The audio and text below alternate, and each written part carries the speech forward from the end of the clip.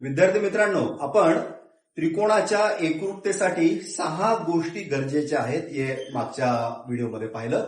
पण 6 गोष्टी गरजेच्या आहेत का? तर नाही. 6 पैकी कोणत्याही 3 गोष्टी जर एकरूप असेल, मग त्या बाजू असतील किंवा ते कोन असतील, 3 गोष्टी एकरूप असतील तर उरलेल्या 3 गोष्टी ऑटोमॅटिक एकरूप होतात आणि ते 2 त्रिकोण एकरूप होतात. मग आपल्याला कसोट्याद्वारे सांगायचंय. तर त्रिकोणाच्या एकरूपतेच्या काही कसोट्या आपल्याला पाहिजेत. आपल्याला या ठिकाणी जी पहिली कसोटी आहे त्याला आपण म्हणतो साइड अँगल साइड, अर्थातच बा को बा म्हणजे बाजू, कोन आणि बाजू. आता इथं तुम्हाला एक आकृती दिसते. त्या आकृतीमध्ये एक ट्रायंगल दिसतो एबीसी, एक ट्रायंगल दिसतो पीक्यूआर. आता या ट्रायंगल मध्ये ही जी एबी बाजू आहे, पहा, मी मागच्या प्रकरणामध्ये किंवा मागच्या व्हिडिओमध्ये आपण असं पाहिलं होतं की ज्या बाजूवर सारखे चिन्ह आहेत ती बाजू एकरूप असते. कारण की आपण बाजू प्रत्यक्ष मोजत नाहीये, आपण सिम्बॉल वरून ती बाजू एकरूप आहे का नाही हे ठरवतो. आता या ठिकाणी या एबी बाजूला 2 रेषा आहेत, या पीक्यू साईडला पण 2 रेषा आहेत. म्हणजे मला असं लिहिता येईल AB is congruent to PQ.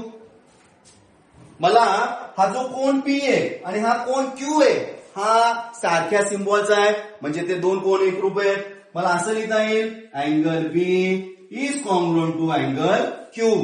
आणि माझी तिसरी जी बाजू आहे BC, so side BC is congruent to side QR. म्हणजे बाजू बीसी ही बाजू क्यूआर शी कशी आहे? कॉन्ग्रुएंट आहे. आणि एक गोष्ट खूप महत्वाची लक्षात ठेवा, जेव्हा मी कोणती कसोटी देतो तेव्हा ती सिरियली यायला पाहिजे.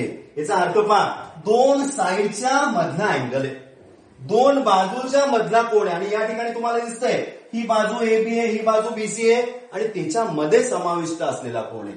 म्हणजे बाजू या बाजूशी एकरूप आहे, कोण कोणाशी एकरूप आहे आणि तिसरी बाजू तिसऱ्या बाजूशी एकरूप आहे. म्हणजे मला असं लिहिता येईल triangle ABC is congruent to triangle PQR. कोणती टेल झाली ती?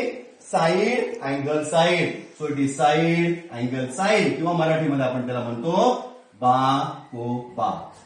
आता जे उरलेल्या गोष्टी आहेत त्या ऑटोमॅटिकली कॉन्ग्रुएंट होतात. आता इथं अँगल सी कोणाशी कॉन्ग्रुएंट होणार आहे? अँगल आर शी. अँगल ए कोणाशी कॉन्ग्रुएंट होणार आहे? अँगल पी शी. ही बाजू एसी कोणाशी कॉन्ग्रुएंट येणार आहे? बाजू पीआर शी. म्हणजे 1 to 1 करस्पॉन्डन्स, एकास एक संगती खूप महत्वाची आहे. या ठिकाणी पहा, हे 2 एकरूप कोण आहेत. या एकरूप कोणाबद्दल आपल्याला आताच मी बोललो की बाजू अँगल साइडचा जो आहे ही बाजू या बाजूशी कॉन्ग्रुएंट आहे, हा कोण या कोणाशी कॉन्ग्रुएंट आहे आणि तिसरी बाजू या बाजूशी कॉन्ग्रुएंट आहे. म्हणजे मला असं म्हणता येईल की 2 त्रिकोण हे त्या कसोटीनुसार कॉन्ग्रुएंट झालेत. त्या कसोटीचं नाव आहे साइड अँगल साइड.